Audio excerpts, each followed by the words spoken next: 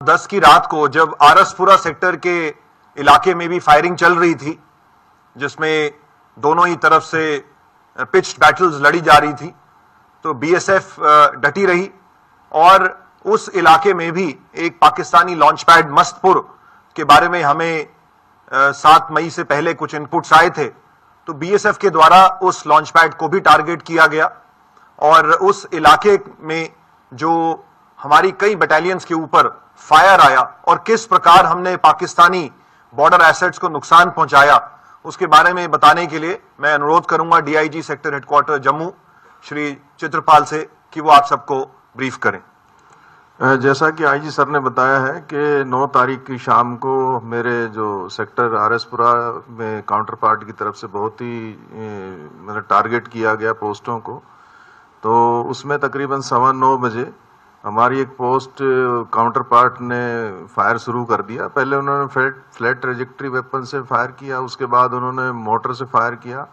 और pin point वो हमारी पोस्टों को निशाना बना रहे थे। साथ में वो हमारे गांव को भी निशाना बना रहे थे, जिसमें एक इंटरसेप्शन में ये सुनने में आया कि वो बोल रहे थे कि अब्दुलिया को हिट करो, अब्दुलिया को हिट करो, क्योंकि ये अपना रेजिडेंशियल पूरा एरिया है और उसको हिट कर रहे थे। इसका हमारे जवानों ने बहुत ही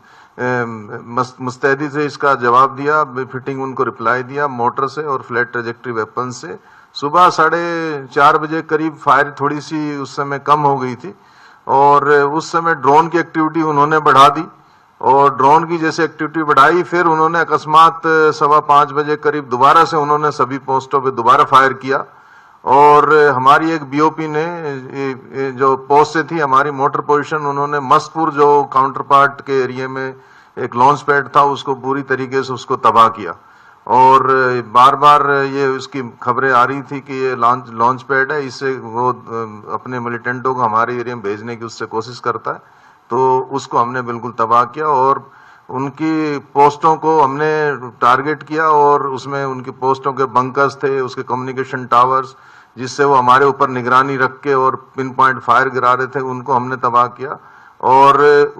फायरिंग के दौरान देखा गया कि उनके जवान जो है पोस्टों से पीछे जा रहे थे दौड़ के और इंटरसेप्शन से लग रहा था कि उनको भारी इसमें फायरिंग में नुकसान हो रहा है। Thank you sir. धन्यवाद डीआईजी साहब।